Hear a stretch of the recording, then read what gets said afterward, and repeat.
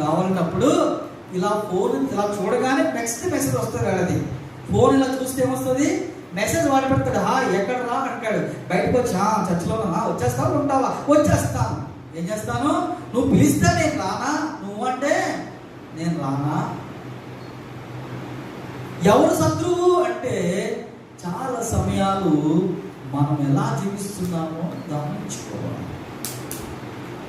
వాక్యము మనకు బోధిస్తున్నప్పుడు, వాక్యాన్ని మనం నేర్పిస్తున్నప్పుడు, వాక్యాన్ని మనం ప్రకటిస్తూ ఉన్నప్పుడు మన శత్రువు ఎవరు అనే సత్యాన్ని గ్రహించుకోకుండా మనం కొన్నిసార్లు మన ఇంట్లో తల్లిదండ్రులే మనకి శత్రువులుగా మనము చూస్తాం. ఎందుకంటే వాళ్ళు చెప్పిన పనులు మనకి నచ్చవు కాబట్టి. శత్రువు అంటే ఈరోజు మారిపోయింది. శత్రువు అంటే ఈరోజు మంచి చెప్పేవాడు శత్రువు. ఎందుకురా తాగుతున్నావంటే శత్రువు. ఏమమ్మా ప్రాంతానికి రావట్లేదంటే శత్రువు. ఎరా కుటుంబాన్ని పట్టించుకోవట్లేదంటే శత్రువు. ఎరా మీ అమ్మ నాన్న కష్టపడి చదివించి ఎరా ధైర్యం అంటే శత్రువులు. ఏమైపోతున్నారు? శత్రువు. మీ అమ్మ మాట వినొచ్చు కదా, వినరా కాస్త అంటే శత్రువు. ఇప్పుడు వీడే నా పగవాడు, వీడు నాకు నచ్చలేదు. నీ శత్రువు ఎవరు అనే దానికి ఈ రోజుల్లో చాలా మంది నచ్చినప్పుడు కూడా మా అమ్మ నాన్న చెప్తాం, ఎలకు బయట ఆడుకో అంటే ఇటు నుంచి అటు నుంచి పారిపోతుండేవాళ్ళు.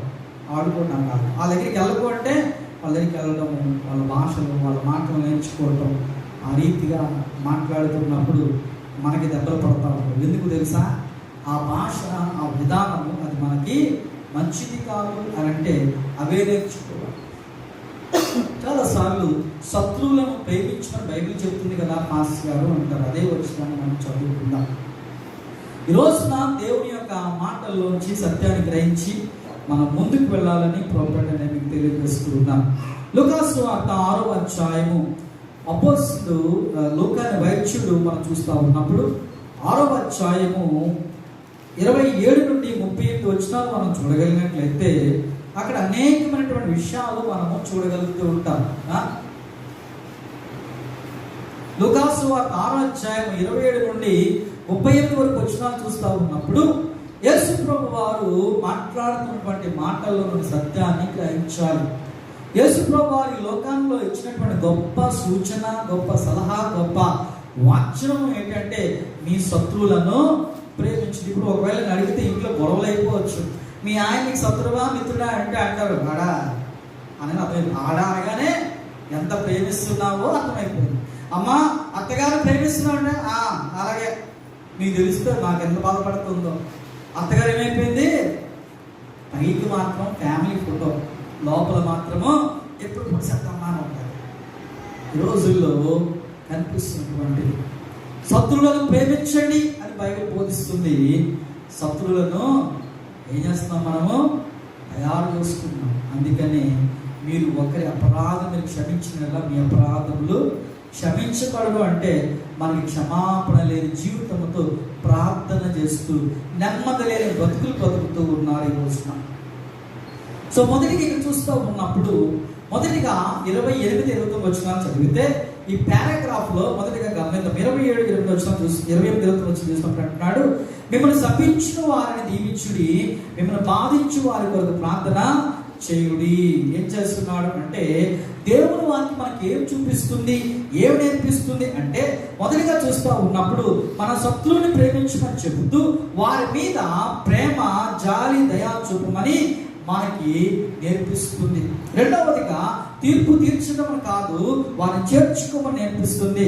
మూడవదిగా మనం చూస్తున్నప్పుడు వారి నుంచి గ్రహించాల్సిన సంగతుల గురించి మనతో మాట్లాడుతుంది. హల్లెలూయా. కాబట్టి ఇక్కడ చూస్తున్నప్పుడు మనల్ని శపించిన వారిని ఏం చేయమంటుంది? దీవించండి, మిమ్మల్ని బాధించు వారి కొరకు ప్రార్థన చేయండి. నేను ఒక చెంప మీద కొట్టు వారి వైపునకు రెండవ చెంప కూడా త్రిప్పము, నీ పైబట్టు ఎత్తుకొని పోవారిని నీ అంగీని కూడా ఎత్తికొని పోకుండా అడ్డగింపకము అంటున్నాడు. ఇక్కడ చూస్తున్నప్పుడు అంటున్నాడు అడ్డు పెట్టకు. ఏమంటున్నాడు అంటే దీన్ని ఎవరన్నా కొట్టాలంటే కొడుతున్నా, హింసిస్తున్నా. కొట్టడం అంటే ఆ మాట కాదు, మాటలతో కర్రలతో కొట్టుకుంటామా? ఏమండి, మాట చేసే గాయము తూటా చేసే గాయం కంటే గట్టిదట. ఏంటండి, మాట చేసే గాయం ఏం చేస్తుంది? కర్ర పట్టుకుని నేను పారిపోతాం. కానీ మాటలతో మాట్లాడుతాము, ఏం చేస్తాము, అలా ఉంటాము. ఊరు బాబు చంపేస్తాం బాగుంటాం. కొన్నిసార్లు ఇలాంటి ముఠాలు కూడా తయారవుతుంటాయి. మాటలతో కలుస్తాయి, మాటలు నీటి మాటలుగా కనిపిస్తూ ఉంటాయి. గమనించాలి, చూస్తున్నప్పుడు మనల్ని ప్రభు ఏమనిపిస్తున్నాడు అంటే, నువ్వు ధన్యుడిగా ఉండాలి అంటే, నువ్వు ఆశ్రయించబడిన వ్యక్తిగా ఉండాలి అంటే నువ్వు ఎలా ఉండాలి? నువ్వు క్షమించే వ్యక్తిగా ఉండాలి, నువ్వు ఓర్చుకునే వ్యక్తిగా ఉండాలి, నువ్వు సహించే వ్యక్తిగా ఉండాలి. నువ్వు నా సాక్షివర, నువ్వు నా కొరకు నువ్వు నిలబడాలి. ఒక అన్నారని నువ్వు అన్నట్లయితే, నువ్వు తిరగబడినట్లయితే నా మాటలు నీలో ఉండవు అని దేవుని వాక్యము బోధిస్తుంది. ఒక రోజు అత్త కోడలు ఇద్దరు ఉన్నారు ఇంట్లోని. అత్త కోడలు ఇద్దరు ఇంటికి వెళ్ళి చర్చిలోకి వెళ్ళి వస్తున్నప్పుడు వాళ్ళకి 2 బాధలు వచ్చినాయి. ఒకటి, లేట్ అయిపోతుంది, ఇంట్లో పని చేసుకున్నంత ఏమైపోతుంది, లేట్ అయిపోతుంది ఒకటి. రెండవది, వండుకొని వెళ్ళొచ్చిన తర్వాత అన్నము చల్లారిపోతుంది. ఏమైపోతుందండి? చెప్పండి. ఉదయాన్నే వచ్చేస్తాయి వండుకొని వెళ్ళినప్పటికి ఏమైపోతుంది, చల్లారిపోతుంది. ఈ 2 ప్రాబ్లమ్స్ అయిపోయింది. లేటుగా రావటం, వెనకాల కూర్చుంటున్నప్పుడు అయ్యగారు ముఖం కనపడటం లేదు, వినిపిస్తుంది కానీ ఏమవడం లేదు, అయ్యగారు ముఖం కనపడటం లేదు. కాబట్టి వాళ్ళకి ఏం కోరికంటే ముందుగా వచ్చి ముందును కూర్చోవాలి. ముందుగా వచ్చి ముందును కూర్చొని ఆహా ఆనందం. ఎందుకు వెనకాల కూర్చున్న వాళ్ళు ఏమనుకోదు కానీ చెప్తున్నాను, వెనకాల కూర్చున్న వాళ్ళకి కాలక్షేపణ ఎక్కువ. వెనకాల కూర్చున్న వాళ్ళకి ఏంటి ఎక్కువ? నిద్రపోయే వాళ్ళు ఉంటారు, చేరబడే వాళ్ళు ఉంటారు, ఆడుకునే వాళ్ళు ఉంటారు, రాసుకునే వాళ్ళు ఉంటారు, ఆడేం చేస్తాడు ఈడేం చేస్తాడు చూసుకునే వాళ్ళు ఉంటారు. ముందున్న వాడికి వెనకాల ఎవరు కనపడ్డాయి కాబట్టి ముందున్న వాడికి దేవుడే కనిపిస్తాడు, పాస్గా కనిపిస్తాడు. వాక్యం అని కానీ గొప్ప తీసి ముందున్న చదువుతారు, వెనకాల చదువుతారా? చెప్పండి, వెనకాల చదువుతారు? ఎప్పుడైనా వెనకాల పాట పాడతారా? వెనకాల ఏం చెప్తారా? రానా వెళ్ళిపో, ముందుకు వెళ్ళిపోయి కానీ రానా. ఏంటండి ఏమంటామో, వెనకాల ఉన్నామో ఏమంటారు, రానా త్వరగా వెళ్ళిపోతాం. ఎందుకు వెళ్ళిపోవాలి? మన ముందు వెళ్ళే వాళ్ళు, ముందు వెళ్ళే వాళ్ళు వెనకాల కూర్చుంటారు, ముందు మందిరానికి ముందుకు వచ్చేవాళ్ళు ముందు కూర్చుంటారు. అంటే మందిరానికి ముందు వచ్చిన వాళ్ళు వెనకాల కూర్చోరని కాదు, నాకు దేవుడు కావాలనుకున్న వాడు ముందు వస్తాడు. అర్థమని. సో ఇప్పుడు అత్త కోడళ్ళ మధ్యలో ఒకటి వచ్చింది. ఏంటి వచ్చింది అంటే, ఒకటి మనం పనులను చేసుకుని వెళ్తున్నాం, లేట్ అయిపోతున్నాం. రెండో వచ్చినప్పుడు ప్రార్థన వచ్చినప్పుడు ఏమైపోతున్నామో చల్లగా అయిపోతుంది. కాబట్టి ఒక వారం ఇద్దరు కలిపి ఒక సర్ది పెట్టుకున్నారంటే ఏంటంటే, ఒక వారం నేను వెళ్తాను, ఒక వారము నువ్వు వెళ్ళాలి. ఏమవ్వాలి? ఒక వారం నేను వెళ్తాను, ఒక వారం నువ్వు వెళ్ళాలి. బాగుంది అత్తయ్య, ముందు పెద్దలు కదా మీరే వెళ్ళండి అంది. వెళ్ళిపోయింది. ఇప్పుడు ఇంట్లో పని అంతా వదిలేసి అత్తగారు వెళ్ళిపోయింది. వాక్యం విన్నది, వచ్చింది. అయ్యయ్యో మనసులో అంతా బాధగా, ఈ వాక్యం అంతా నా కోడలి నుండి ఎంత బాగుండు, ఈ వాక్యం అంతా అయిపోయింది. ఇంటికి వెళ్ళింది, వేడివేడిగా ఉన్నది. వాక్యం భోజనం చేసి కూర్చుంటూ టీవీ పెట్టకుండా, ఇంటికి వెళ్ళగానే ఏం పెడతాము? టీవీ పెడతాం. టీవీ పెట్టకుండా కూర్చొని భోజనం చేస్తూ అందగా, అత్తయ్య ఏ వాక్యం చెప్పారంటే, ఈ రోజు నువ్వు వచ్చుంటే ఎంత బాగుందమ్మా, ఈరోజు వాక్యం అంతా నీ కొరకే చెప్పారు, నా మనసు అంతా నీ దగ్గరే ఉంది, ఎలా చూసుకోవాలో చెప్పారమ్మా. అయ్యో అయ్యో. రెండో రోజు కోడలు వచ్చింది, అత్తగారి పనం తోలు పెట్టింది. ఇప్పుడు అత్తగారు ఇంట్లో ఉంది, కోడలు మందిరంకి వచ్చి ముందుకు వచ్చింది. ఈవిడ వాక్యం ఉంటుంది, అయ్యో మా కోడలు వచ్చుంటే, మా అత్తగారు వచ్చిన ఎంత బాగుంది, ఈరోజు వాక్యం అంతా అత్తగారికి చెప్పిందంట. మళ్ళీ ఇద్దరు కూర్చున్నారు, భోజనం కూర్చున్నారు. అప్పుడు అత్త ఈరోజు వాక్యం అంతా నీ కొరకే చెప్పాను, నువ్వు వచ్చిందంత బాగుంది. అత్తగారికి కొంచెం కోపం వచ్చింది. అమ్మని ఏం లేదు, వచ్చినప్పుడేమో కోళ్ళ కోసం చెప్పి, మా కోళ్ళు వచ్చినప్పుడేమో ఆ మాటే చెప్పకుండా నా గురించి నువ్వు చెప్తావని పాస్టర్ గారి దగ్గరికి వచ్చి కూడ వేసుకుంటాడు. ఏం చేసింది? పాస్టర్ గారి దగ్గరికి వచ్చి కూడ వేసుకుంది. నేను వచ్చినప్పుడేమో కోళ్ళ గురించి చెప్పావు, మా కోళ్ళ పంపించినప్పుడేమో అత్తగారి గురించి చెప్తావా అంటే, ఈ పాస్టర్ గారికి ఏం అర్థం కాదు. అత్త కోసం ఏంటి, కోడల కోసం అసలు ఏంటి అంటే, వాక్యం ఏం చెప్పారు మీరు? చెప్పారు వాక్యం. ఏమర్థమైందంటే అంటారు, మా ఇంట్లో కోడలు ఇంటే బాగుండు, మా అత్తగారు ఇంటే బాగుండు. ఆయన పనికి మన వాళ్ళారా, వాక్యం అనేది బుద్ధులకి కాదు, సజీవులకి. వాక్యం అనేది సరిచేసుకునే వారికి కానీ, సరిచేసుకోకుండా నటించే వారికి కాదు. వాక్యం నువ్వు మారడం మానేసి మా అత్తగారింటే పోవడంటావు, మీ అత్తగారిని వండి పెట్టి ఉంచిందా, తినేసి గిన్నెలు వదిలేసిందా అంటే, నేను జ్ఞాపకం చేసుకుంది, నీ కోసం సిద్ధపరిచింది, నువ్వు కూడా మీ అత్తగారు సిద్ధపరిచావు. దేవుడు వచ్చిన వారికి వాక్యం సిద్ధపరుస్తాడు, కానీ రాని వారికి మాత్రము సిద్ధము ఉండదు. కాబట్టి మీ బతుకులు మార్చుకోండి. వాక్యము నీకు మాత్రమే కానీ రానోళ్ళకి మాత్రము వాక్యము కాదు. వచ్చిన వాడికే భోజనం, అంతేనా? విందుకు పిలిచిన వాడికే భోజనం, కానీ ఇంట్లో ఉన్న వాళ్ళ క్యారెజులతో భోజనం అనేది విందు భోజనం కాదు. పట్టుకెళ్ళే భోజనం వేరే లెక్క. విందు దగ్గర కూర్చున్నప్పుడు వడ్డిస్తారు, అన్నీ ఇస్తారు, మనకి ఆప్యాయంగా ప్రేమగా అన్నీ పంపిస్తారు, అంతేనా? కానీ పట్టుకెళ్ళింది ఏమవుతుంది? అక్కడ ప్రేమ ఉండదు, కొంతవరకే ఉంటుంది, లిమిట్గా బాక్స్ మీద పట్టింది అంతే ప్రేమ. కానీ అక్కడ భోజనం కూర్చున్నప్పుడు అందరూ కలుస్తారు, అందరూ ఇంత తిన్నాను చాలు, కడుపు నుండి భోజనం తెలుసా, అందరూ మన వాళ్ళే.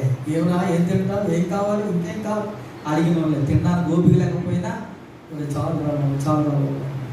గమనించండి పిల్లరా, దేవుడి యొక్క మాటలు నీ హృదయంలో ఉండాలంటే మొదటిగా నేర్చుకోవాల్సిన మాట ఏంటంటే తెలుసా, నువ్వు ఏం చేయాలి?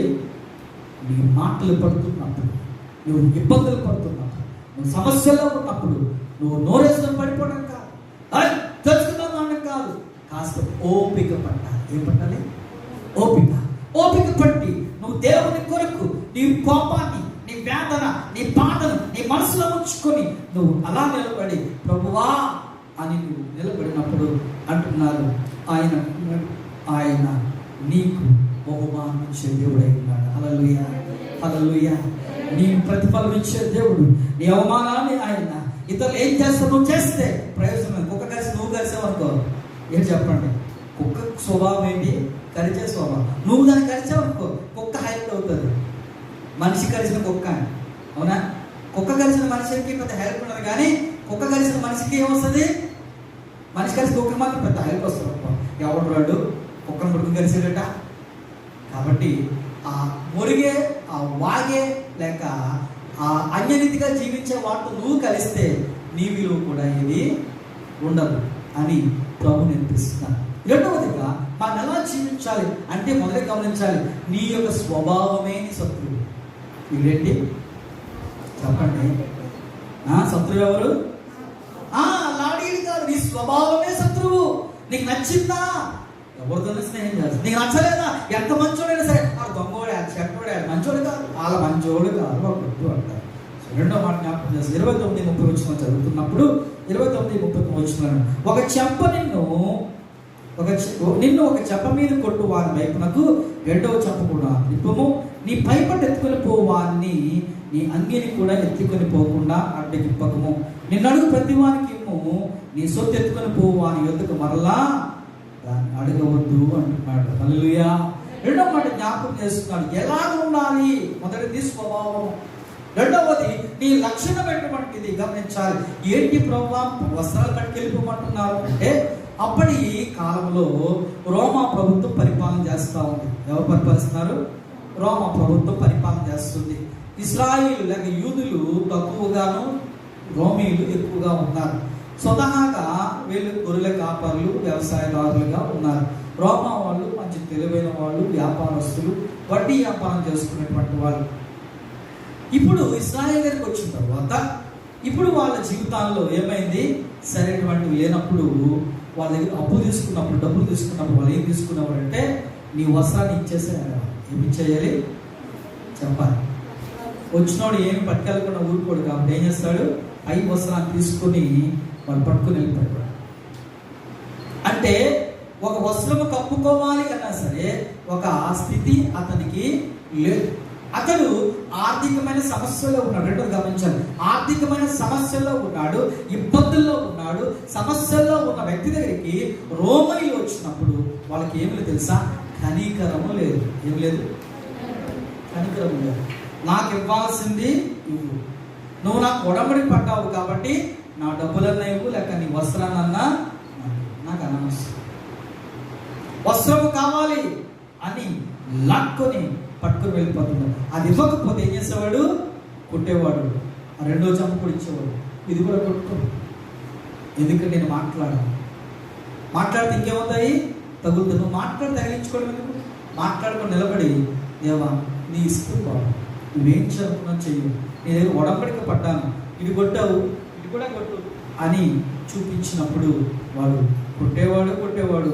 లేదంటే వదిలిపెట్టి వెళ్ళిపోయారు. అరే బాబు ఎప్పుడు ఇస్తారు ఎవరా అని వెళ్ళిపోయారు. గమనించాలి, ప్రభు అదే మాట జ్ఞాపకం చేస్తూ అంటున్నాడు, నీ పై వస్త్రం లాగుకున్న వానికి నీ వస్త్రమును అడ్డుకోవడానికి నువ్వు ఇవ్వకు. అయితే మనం ఏం చేయాలి? మనకు స్వభావం ఉంది, పక్కనే జరిగిందనుకో బలగా అయిందడికి అలాగే. మన స్వభావం ఏంటండి? మన ఇల్లు కాలిపోయినా పర్లే కానీ పక్క ఇంట్లో మనకు గొప్ప స్వభావం తెలుసా? ఇంకో విషయం కూడా, కరెంట్ పోయిందనుకో మొట్టమొదటి ఏం చేస్తాము చెప్పండి? పక్క ఇంట్లో వాళ్ళు అడుగుతాం. ఏమడుగుతామా? నీకు కరెంట్ పోయిందా? వాళ్ళకి లేదనుకో, వాళ్ళకి లేదట. మనకి లేకపోతే ఆడికి లేదు కాబట్టి మనకు కూడా గొప్ప సంతోషం. ఆడికి కరెంట్ లేదు, మనకి లేదు. ఒకరికి కరెంట్ ఉందనుకో ఏమంటారు? వాళ్ళకి వెళ్తుంది, మనకు అరగట్లేదు. బల్బు పోయిందో లేకపోతే ఏది పోయిందో, ఫ్యూజ్ పోయిందో చూడ మొట్టమొదటి ఏం చేస్తామో వెంటనే పక్కింట్లో కూడా కొడుతాం. మీకు కరెంట్ ఉందా? ఏముంది? మీ ఫేస్లో ఉప్పు ఉందా అన్నట్లు మీకు కరెంట్ ఉందా? అమ్మయ్యా మనకి లేదు, వాళ్ళకి లేదు. మనకు ఉండకూడదు, వాళ్ళకి ఉండకూడదు. మనకి లేకపోయినా పర్లేదు, వాళ్ళకి మాత్రం అసలు ఉండకూడదు. ఇది మనకు స్వభావం. ప్రభు అంటున్నాడు రెండవదిగా ఎలా ఉండాలంట? నీ వస్త్రం గురించి మాట్లాడుతూ చెప్తున్నాడు. ఈ వస్త్రమును నువ్వేం చేస్తున్నావు అంటే, ఈ పేదస్థితిలో ఉన్న వారి కొరకు నువ్వేమైనా చేయగలుగుతున్నావా? రెండవది, ఇలాంటి ఇబ్బందుల్లో ఉన్న వారి కొరకు నువ్వేమైనా చేయగలుగుతున్నావా? అదే నాకే సరిపోదండి, అయ్యో నాకేం మిగలదండి, అయ్యో నా ప్రాణమా తిరుగుతున్నా ఎంత కష్టపడుతుందని తెలుసా, నా పిల్లల కోసము నాకే లేదండి. మరి వస్త్రాలు లేని వాళ్ళకి ఎదురవుతున్నప్పుడు, ఇబ్బందుల్లో ఉన్న వాళ్ళకి ఎదురవుతున్నప్పుడు నువ్వేమన్నా చేయగలుగుతున్నావా? మనకి చూసింది కావాలి, అనుకున్నది కొనుక్కోవాలి, ఏవేవో చేయాలి. ఎవరన్నా పేదవారికి అనిపిస్తే ఇవ్వటానికి మనం చెయ్యి చాపుతున్నామా? మనమే లైన్లో నిలబడిపోయి అంటాం, మాకేమీ లేదండి, ఏమీ లేదండి, మాకేమీ లేదండి. గమనించలేదు పిల్లరా, ప్రభు ఎంత క్లియర్గా మాట్లాడుతున్నాడంటే, ఇలాంటి పేదవారు ఎదురైనప్పుడు వాళ్ళని కనీసం బోధన పెట్టగలుగుతున్నామా? వాళ్ళకి కనీసం అవసరం వేరు తీర్చడానికి మేము సిద్ధంగా ఉన్నాము. నీ మనసులో వచ్చి అమ్మా ఇదిగో అని ఇవ్వడానికి ఉన్నారా? మనసు చాలా సమయాలు నిర్లక్ష్యంగా ఉంటారు. ప్రభు చెప్తున్నాడు రెండవదిగా, శత్రువు ఎవరో తెలుసా? ధనవంతుడికి ఎవరు శత్రువు?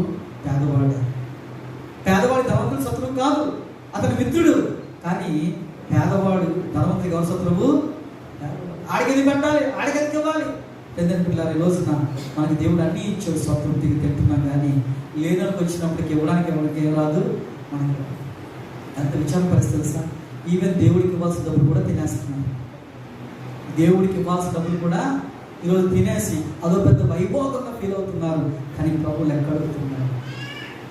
ఆయన రోజు నేను కొట్టక మునిపే ఇటన్నీ ప్రతిఫలం ప్రకటనలో ఉంది. ప్రకటనలో నువ్వు వెచ్చగా నేను చల్లగా నులివేస్తూ ఉన్నా కాబట్టి నాకు ఇష్టం లేదు అన్నాడు.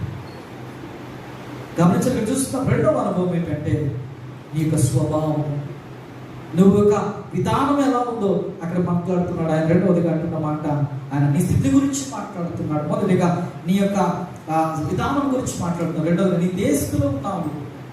దేవుడిని హెచ్చిస్తే, దేవుడికి అన్నీ ఇస్తే ఈరోజు నువ్వు ఎలా నడుస్తున్నావు ఒకసారి జ్ఞాపకం చేసుకుని నాకు అమ్మ ప్రార్థన చేస్తూ అతను ప్రభా 7 వారాలు ప్రార్థనలు చేసేవారు, ఉపవాస ప్రార్థనలు ఉండేవారు. ఇప్పుడు ప్రార్థన అంటే అన్నీ ఉన్నాయి, కానీ ప్రార్థన ఈ రోజున లేదు.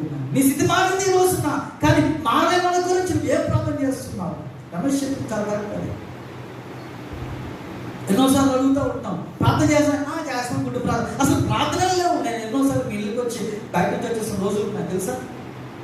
ఎందుకు తెలుసా? ప్రార్థన లేదండి. ఎప్పుడు గోల, సౌండ్, పాటలు, సినిమాలు, ఆ టీవీలు, లేకపోతే ఆ మొబైల్ ఫోన్స్, అల్లరి. ఆ స్వభావం చూస్తున్నాం కనిపిస్తుంది. వీరింట్లో ప్రార్థన లేదు అని ఏం కనిపిస్తుంది? వీరింట్లో ప్రార్థన లేదు. వంట వండుకుంటే వాసన వస్తుందా రాదా? చెప్పండి. నీళ్ళు పట్టుకుంటే నీళ్ళు చప్పుడు వస్తుందా రాదా? ప్రార్థన ఉంటే సౌండ్ కూడా వస్తుంది. నీ ఇంట్లో ఏ ప్రార్థన ఉంది? టీవీలో వచ్చే పాటలు కాదు కావాల్సినవి, నీ స్వరం కనిపిస్తే ఖచ్చితంగా వస్తుంది. నీ క్రమాన్ని కనిపిస్తుంది తెలుసా? ప్రార్థన చేసేవాడి ఇంట్లో క్రమం ఉంటారు, ఆరాధించే వాళ్ళ ఇంట్లో క్రమం ఉంటుంది, దైవభక్తి వాళ్ళ ఇంట్లో క్రమం ఉంటుంది. ఆ ఇంట్లోకి వెళ్ళగానే కనిపిస్తుంది క్రమం అంటే. అక్కడ కాసేపు ప్రార్థన చేయాలనిపిస్తుంది. అక్కడ ఉండడం లేని చోట అక్కడ ఉండడానికి ఇస్తుంది. రెండవదిగా ఏమిటి ఉండాలంటే నీ స్థితి ఏమిటి? లేని వాళ్ళని చూసినప్పుడు నీ స్థితి ఎలా ఉంది చూసుకున్నప్పుడు, దేవా నీ కొందరు ప్రభా, నాకు ఈరోజు వస్త్రాన్ని ఇచ్చావు, ఇవి లేని వాళ్ళకి కూడా నాకు సహాయం చేయ ప్రభు అడుగుతున్నాను. ఎప్పుడు మనకే షాపింగ్, ఎప్పుడు మనకే, ఎప్పుడైనా లేని వాళ్ళకి ఎప్పుడైనా ఇవ్వడానికి మనం ముందుకు వచ్చాము. ప్రభు అంటున్నాడు, నీ స్థితి ఏంటి? నేను దేవుడు దీవించాడు కదా, నీ స్థితి ఏంటి అని ప్రభు మాట్లాడుతున్నాడు. రెండవదిగా 6వ అధ్యాయం మనం చూస్తున్నప్పుడు 37-30 వచ్చిన చూస్తున్నప్పుడు అనుకున్న మాట కూడా జ్ఞాపకం చేస్తున్నాడు. ఏమంటున్నాడంటే, తీర్పు తీర్చకుడి, అప్పుడు మిమ్మల్ని కూర్చొని తీర్పు తీర్చడం నేరదు, నేరము మోపకుడి, అప్పుడు మీ మీద నేరము మోపబడదు, క్షమించుడి, అప్పుడు మీరు క్షమించబడదు, ఇయుడి, అప్పుడు మీకు ఇవ్వబడును, అణచి కుదిలించి దిగజారినట్లుగా నిండు కొలతల మనుషులు మీ ఒడిలో కొలుతురు, మీరు ఏ కొలతగా కొలుతురో ఆ కొలతని మీకు మరలా కొలవరు. ఇది అర్థం, మీరు ఏ కొలత కొలుస్తారో అదే కొలతతో మీరు కొలవబడతారు.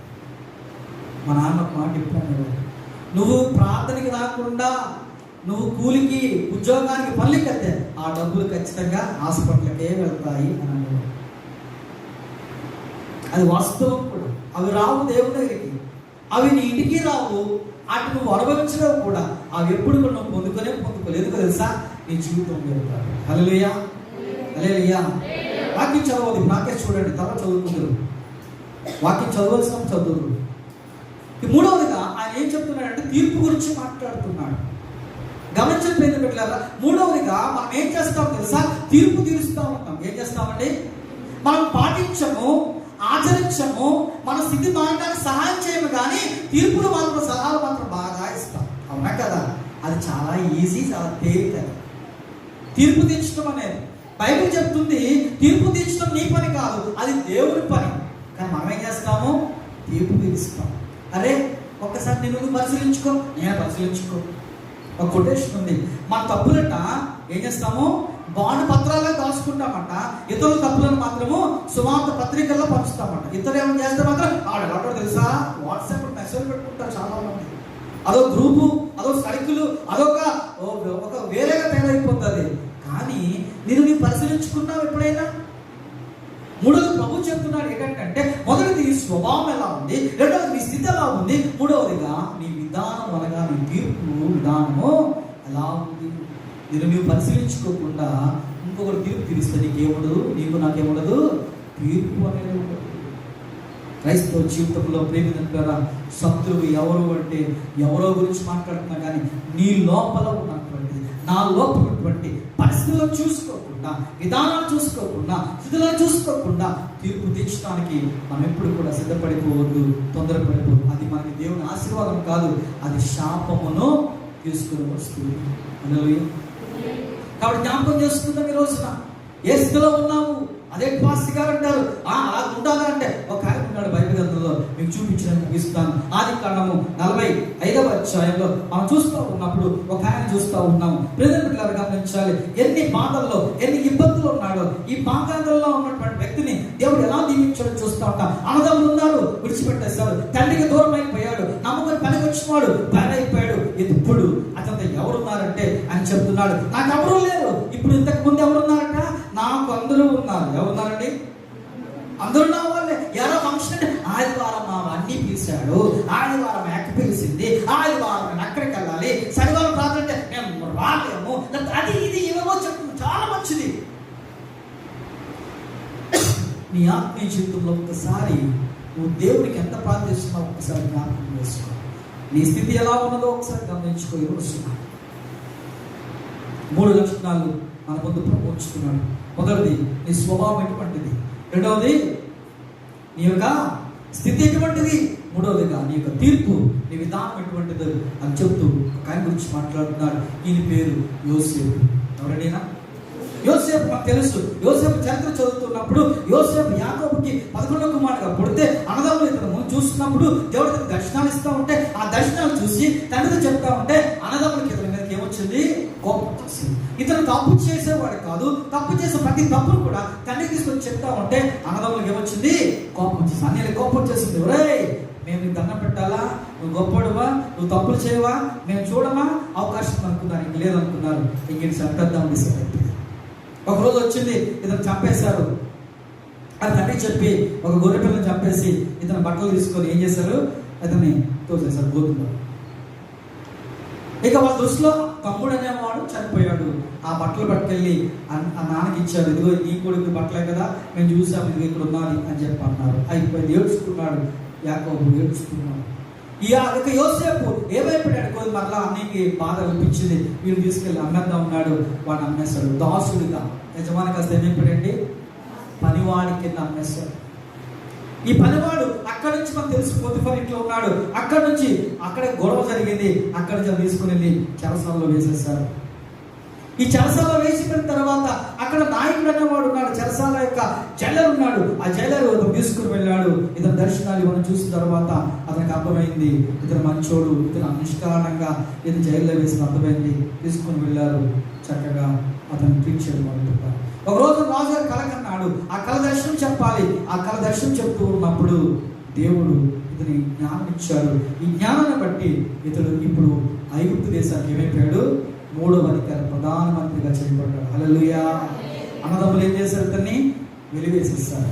అన్నదమ్ములు, నా అన్నయ్యలు, నా నాన్న, నా కుటుంబం అంటే వాళ్ళందరూ ఏం చేశారు?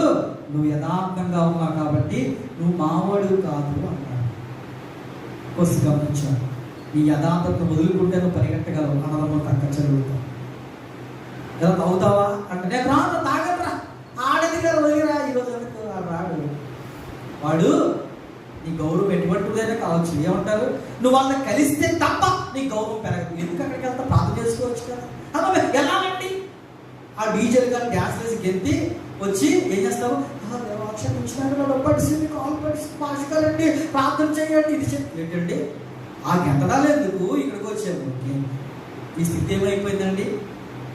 ఈ స్థితి ఏమైపోయింది? ఒకసారి గమనించండి మీరు పిల్లలు. ఈ యొక్క యాకోబు కుమారుడు అంటే యోసేపు జీవితంలో మనం ఒక మాట జ్ఞాపకం చేసుకుని 45వ అధ్యాయం, ఆదికాండం 45వ అధ్యాయం 3వ వచనం చూస్తున్నప్పుడు యోసేపు తన జీవితంలో కలిగిన పరిస్థితుల గురించి మాట్లాడుతూ చెబుతున్నాడు. ఆ 3వ వచనంలో అతడు వారి ముందు చూస్తున్నప్పుడు మనం చూస్తే, నేను యోసేపును నా తండ్రి ఇంకా బతికున్నాడని అడిగినప్పుడు అతని సహోదరులు అతని సముఖంలో తొందరపడి అతనికి ఉత్తరం ఇవ్వలేకపోయారు. ఇప్పుడు ఎదురుగా ఉన్నారు అన్నదమ్ములు. మీరు నేను ఎవరు తెలుసా అన్నాడు. ఎవరు? మహారాజా బాబు, ఆయన పెద్దోడు అంటే అన్నాడు. నేను ఎవరు తెలుసా? మీరు అమ్మేసినటువంటి యోసేపు. ఇంకా బిక్కమ్మ వేసుకొచ్చినాను. ఇప్పుడు చెప్పండి, ఇదే అవకాశం నీకుంటే ఏం చేస్తావు? నీ అన్నదమ్ములు అక్కచెల్లి దగ్గరికి వస్తే నిన్ను అన్యాయంగా ఇబ్బందులు పెడితే, నేను ఇబ్బందులు పెడితే వాళ్ళని చాలదిస్తావా, తోసేస్తావు బయటికి? దూరికేరున్న కొడకల్లారా, ఇన్ని రోజులకే చూస్తున్నాను శ్రమం. ఏమంటాము? నాకు ఒక రోజు వస్తుంది. I waiting for my day. ప్రతి ఒక్కరికి ఒక రోజు వస్తుంది. తెలుగులో ఉంటుంది కానీ బాగుందని ఇంగ్లీష్లో ఉంటుంది. New dog as day. ప్రతి దానికి ఏముంది? అవకాశము. ఇప్పుడు యోసేపు ముందు అన్నదమ్ములందరూ నిలబడి ఉన్నారు 10 మంది. ఇప్పుడు అంటున్నాడు, నేను యోసేపుని. వాళ్ళేమో అక్కడ ఉన్నారు, అన్నయ్య ఇక్కడ ఉన్నాడు, అన్నయ్య వెనకాల సైన్యం ఉంది, అన్నయ్యేమో తమ్ముడేమో ఒక మహా అధిపతిగా దేశాన్ని ఏలుతూ ఉన్నాడు. ఇప్పుడు వీళ్ళకి తడిసిపోయింది. ఏమైపోయింది చెప్పండి? మీరైతే ఏం చేస్తారు? మీరేం మాట్లాడటం లేదు. మనం ముందే కలబడిపోతాం, కలిసేస్తాం. పట్టుకుంటాం. ఆ మొక్కను చూడటం నాకు ఇష్టం లేదు. ఏంటండి? ముందు గేటేసాయి. అంతేనా రమేష్? ముందు ఏ మొహం వచ్చావు ఈరోజు నా దగ్గరికి? అలాగే అనలేదు యోసేపు. వాళ్ళకి ధాన్యం ఇచ్చాడు, అన్నీ ఇచ్చి అన్నీ చేసిన తర్వాత వెళ్ళిపోతాం అంటే అంటున్నాడు, నేను ఎవరో తెలుసా అన్నాడు. ఇప్పుడు వీళ్ళకి భయం పడుతుంది. మనమైతే ఏం చేస్తాం? ముందే కలిసేస్తాం. తర్వాత ఎవరో మధ్యలో వస్తాడు, ఓకేనా అయితే అయిపోయింది. మరి నీ వీలు పడిపోయింది. ఏమైపోయింది? అయిపోయింది. ఆడ వేసే బిస్కెట్ అంతే తినేస్తాం, సాయంకాలం పడిపోతాం. ఇంకా అంతే, నీకు వాల్యూ అనేది ఉండదు. ఇంకా యాకోబు యోసేపు చూస్తున్నప్పుడు అంటున్నాడు, తన జీవితంలో దేవుడు చేసే మేళ గురించి మాట్లాడుతున్నాడు. మొదటిగా అతని స్వభావాన్ని చూపిస్తున్నాడు. ఏంటి స్వభావం అంటే, మీరు నన్ను ఇలా చేశారు కానీ నేను మీకు అన్యాయము చేయలేదు. మీరు ఆహారం కోసం వచ్చారు, నేను మీకు ఆహారం ఇచ్చాను. మీకు మంచి చేయాలని చూశాను, మీరు మంచిగా ఉండాలని చూశాను, కానీ మీకు నచ్చలేదు. కానీ మీరు నా దగ్గరికి వచ్చారు, నేను మీకు ఆహారము పెట్టాను అంటున్నాడు. హల్లెలూయా. ప్రియమైన యోసేపు జీవితంలో అన్నదమ్ములు చేసినటువంటి అన్యాయము, ఎంత అన్యాయం మనకి ఎవరు చేయలేదు. కానీ మనము అంతగా ప్రవర్తించగలమా? యాకోబుని యోసేపుని దేవుడు